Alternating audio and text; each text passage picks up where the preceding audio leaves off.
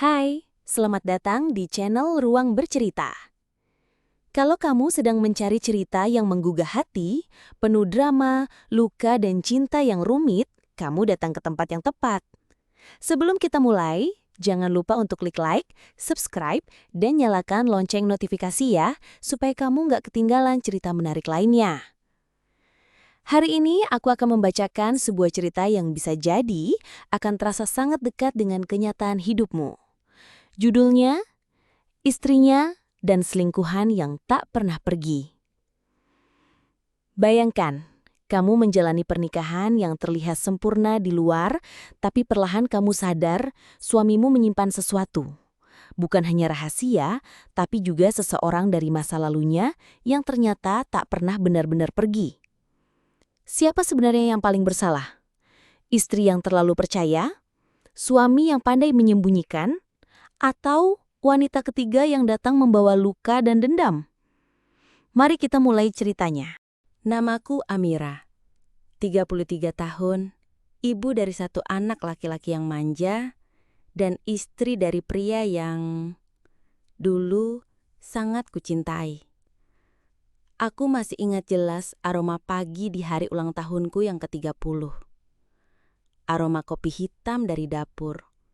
Suara Arman bersenandung kecil sambil mengoles roti bakar, dan anak kami, Arya, yang melompat ke tempat tidur membawa bunga plastik hasil kerajinan TK. Pagi itu sempurna. Atau mungkin hanya kelihatannya.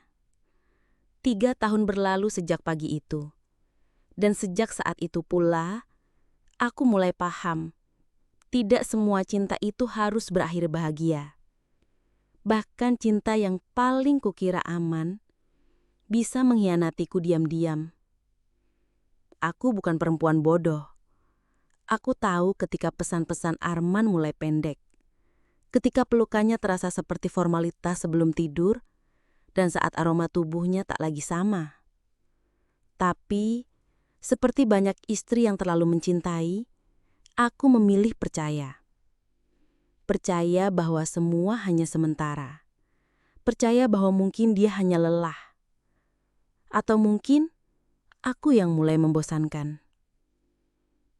Aku mendiamkan semua sinyal itu. Sampai pada suatu malam, saat aku meminjam laptopnya untuk mengerjakan desain ruang tamu klien. Tab browser terbuka. Dan yang kulihat bukan apa yang seharusnya. Email dari B. Subjek, aku kangen kamu tadi malam, tapi ku tahu kita harus sabar. Tangan ini gemetar, tapi aku terus menggulir. Scroll demi scroll, semakin dalam. Pesan 2 tahun lalu. 1 tahun lalu. Bahkan sebelum Arya genap berusia 4 tahun. Arman berselingkuh. Dan dia pandai menyembunyikannya. Kupandangi cermin malam itu. Perempuan yang menatap balik padaku bukan istri yang cemburu. Bukan juga wanita marah. Tapi wanita yang hancur tapi terlalu rapi menyimpan puing-puingnya. Keesokan paginya, aku tetap membuatkan bekal makan siang untuk Arman. Aku menyisir rambutku, mencium pipi Arya dan mengantar dia ke sekolah seperti biasa. Aku tak berkata apa-apa. Tidak hari itu. Tidak minggu itu. Sampai aku mendengar nama Bella. Itu dari mulut temanku sendiri. Kami sedang makan siang di sebuah kafe dekat kantor. Obrolan ringan tiba-tiba bergeser ke gosip dunia psikologi. Tahu nggak? Psikolog terkenal itu, Bella Rahmawati. Yang cantik dan nyentrik itu loh. Katanya dia deket banget sama petinggi salah satu perusahaan media besar. Aku hanya tersenyum waktu itu. Tapi, di dalam dadaku, sesuatu meledak. Bella. Aku tahu nama itu. Mantan pacar Arman saat kuliah. Yang dulu hanya disebut 1 kali dalam cerita lama. Yang katanya sudah berlalu dan tak penting. Tapi sekarang dia kembali. dan lebih dari sekedar kenangan. 2 minggu kemudian, aku membuat keputusan yang bahkan tak pernah kubayangkan akan kulakukan. Menemui Bella. Bukan untuk marah-marah, bukan untuk menjambaknya seperti di sinetron, tapi untuk tahu mengapa. Dia menyambutku dengan senyum sopan di ruang prakteknya yang rapi. Aroma lavender memenuhi ruangan, tapi tidak bisa menyamarkan ketegangan di antara kami.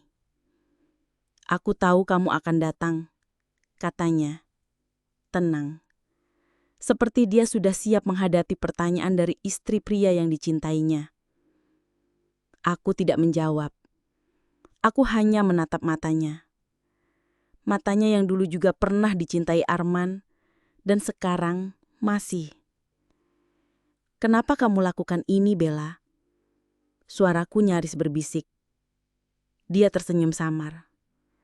"Karena kamu tidak tahu apa yang dia lakukan dulu padaku." Dan saat itulah aku tahu, cerita ini lebih dalam dari sekedar perselingkuhan. Lebih rumit dari sekedar cinta yang pindah ke hati lain. Dia yang meninggalkanku, Mira. Tanpa penjelasan, tanpa pamit. Tiba-tiba hilang dan tahu-tahu menikah denganmu. Bella menatapku dengan tatapan yang aneh. Bukan benci, tapi juga bukan bersalah. Aku bukan datang untuk merebut. Aku datang untuk mengembalikan luka. Supaya dia tahu rasanya kehilangan sesuatu yang dia sayangi. Seperti aku dulu. Aku terdiam. Aku ingin marah. Tapi entah mengapa, ada bagian kecil di hatiku yang justru paham. Dendam. Mereka bilang cinta dan dendam adalah dua sisi dari mata pisau yang sama. Dan Bella telah mengasah pisaunya dengan elegan. Aku pulang sore itu tanpa air mata. Tidak juga dengan teriakan atau piring pecah. Aku hanya duduk di kamar, melihat foto-foto pernikahan kami. Melihat senyum Arman yang dulu kurasa paling hangat. Aku sudah tahu jawabannya. Dan mungkin diamku ini bukan kelemahan, tapi kekuatan. Karena sejak malam itu, aku mulai menulis ulang akhir dari cerita yang selama ini kupikir sudah selesai. Ini bukan akhir, tapi ini awal dari kebenaran yang tidak lagi kutakuti. Setelah hari itu, hari aku duduk berhadapan langsung dengan Bella, perempuan yang menjadi bayang-bayang dalam rumah tanggaku, semuanya berubah. Bukan dunia di sekitarku, tapi aku. Aku tidak lagi melayani Arman dengan senyum penuh. Aku masih memasakkan makanan favoritnya, tapi kini tanpa cinta, hanya karena aku tak ingin Arya melihat pernikahan orang tuanya hancur begitu saja. Aku menjadi tenang, tapi tenang yang asing. Arman mulai merasa ada yang berbeda. Satu malam, ia duduk di sisi tempat tidur sambil memainkan jemariku. "Kamu kenapa sih? Belakangan ini dingin banget," katanya sambil tertawa pelan. "Kamu marah karena aku kerja terlalu sibuk ya?" Aku memandang wajahnya. Wajah yang dulu ku hafal setiap garisnya, dan kini terasa seperti topeng. "Aku baik-baik saja," jawabku. Kalimat itu adalah kebohongan terhalus yang bisa kukatakan tanpa bergetar. Dia mencium keningku, dan berbalik tidur, sementara aku terjaga dalam gelap, memandangi langit-langit dan memikirkan satu hal. Bagaimana cara keluar dari pernikahan tanpa menjatuhkan harga diriku sendiri? Aku mulai mencatat. Bukan sekadar bukti, tapi juga perasaan. Kuhimpun tanggal-tanggal penting, kebohongan kecil, dan wajah Bella dari berbagai potongan berita psikologi online. Ternyata, ia benar-benar terkenal. Bella Rahmawati, psikolog perempuan yang katanya inspiratif, berani menyuarakan luka batin perempuan, dan ikon kesembuhan. Ironis bukan? Seorang penyembuh yang justru membuka luka baru dalam hidupku. 3 hari setelah itu, aku sengaja pulang lebih malam. Aku ingin tahu, Apa Arman akan mencariku? Apa dia akan menelpon, mengkhawatirkan, atau minimal bertanya aku di mana? Tidak, tak satu pun pesan atau panggilan. Dan saat aku masuk rumah, dia sedang duduk di ruang tengah, memegang ponsel dengan senyum yang tak pernah lagi ia tunjukkan padaku. Aku tahu, senyum itu bukan untukku. Di meja makan, aku menatapnya. Tenang, datar. Aku bertemu Bella, kataku tiba-tiba. Sendok di tangannya berhenti bergerak. Ia menatapku, tapi tak langsung bicara. Beberapa detik kemudian, ia tertawa kecil, canggung, gugup. Kamu ngaco? Kamu cemburu ya karena aku sibuk? Aku menatapnya dalam. Aku nggak tanya kamu selingkuh atau enggak, Man. Aku cuma bilang, aku sudah bertemu Bella. Hening. Beberapa detik yang sunyi, sebelum akhirnya ia meletakkan sendok dan berdiri. Kamu capek, Mir? Udah istirahat aja, besok kita omongin lagi. Dia kabur. Dia takut menghadapi kenyataan. Bukan karena ia tak bersalah, tapi karena dia tahu kebohongannya sudah tidak bisa diselamatkan lagi. Malam itu, aku menatap cermin. Bukan lagi untuk mencari kekurangan, tapi untuk melihat kekuatan yang muncul dari rasa sakit. Aku bukan korban. Aku juga bukan pelaku. Aku adalah saksi dari cinta yang berubah jadi medan perang. Dan aku memilih tidak lagi jadi tentara di dalamnya. Beberapa hari kemudian, aku mendatangi seorang pengacara. Bukan untuk menggugat cerai saat itu juga, tapi untuk bertanya diam-diam apa yang menjadi hakku dan apa yang bisa kuselamatkan untuk Arya. Kalau kamu punya cukup bukti, kamu bisa bawa kasus ini dengan tenang, tanpa harus rusuh, tanpa harus malu. Aku mengangguk. Ternyata, hukum bisa jadi pelindung bagi perempuan yang tak ingin berteriak, tapi ingin tetap dihormati. Sementara itu, Arman makin jauh. Lucunya, ia tak tahu kalau aku tahu. Dan itulah bagian paling menyakitkan. Saat seseorang yang kamu cintai dengan yakin mengira kamu bodoh. Suatu malam, Arya masuk ke kamar dan bertanya sesuatu yang tak pernah kuduga. Bunda, kenapa ayah sering bohong sama bunda? Aku tertegun. Kamu dengar dari mana? Tanya tuh pelan. Dia menunduk. Aku lihat ayah peluk tante cantik di mobil, waktu jemput aku di sekolah. Tapi bukan bunda. Aku pikir ayah lagi akting. Aku memeluknya, tak berkata apa-apa. Karena apa yang bisa dikatakan seorang ibu ketika anaknya menjadi saksi dari cinta yang retak. Setelah itu, aku tahu, aku harus menyelesaikan ini. Bukan untukku, tapi untuk Arya. Dan mungkin juga untuk Bella. Supaya tidak ada lagi alasan baginya untuk tinggal di bayang-bayang rumah tanggaku. Aku mulai menulis surat. Bukan untuk Arman, tapi untuk diriku sendiri. Amira, kamu bukan perempuan lemah. Kamu hanya terlalu percaya pada cinta, dan itu bukan salahmu. Tapi kini saatnya kamu meletakkan beban. Bukan demi dendam, tapi demi sembuh. Karena cinta sejati bukan yang membuatmu terluka dan diam, tapi yang membuatmu berani pergi tanpa kehilangan harga diri. Dan malam itu, untuk pertama kalinya dalam hidupku, aku memejamkan mata bukan dengan hati yang hancur, tapi dengan hati yang bersiap bangkit. Esok hari, aku akan bicara dengan Arman. Bukan untuk memohon penjelasan, tapi untuk memberinya pilihan terakhir. Hentikan semuanya, atau aku yang pergi. Dan kali ini, aku siap menepati ancamanku. Pagi itu, rumah begitu hening. Tidak ada suara TV, tidak ada suara Arman mandi terburu-buru, bahkan suara Arya pun nyaris tak terdengar. Mungkin dia mulai merasakan ketegangan di antara kami. Aku menyiapkan sarapan seperti biasa, tapi di meja makan hanya ada 2 piring. Aku sudah titipkan Arya ke rumah mama sejak kemarin. Hari ini hanya aku dan Arman. Dan tak ada lagi tempat untuk berpura-pura.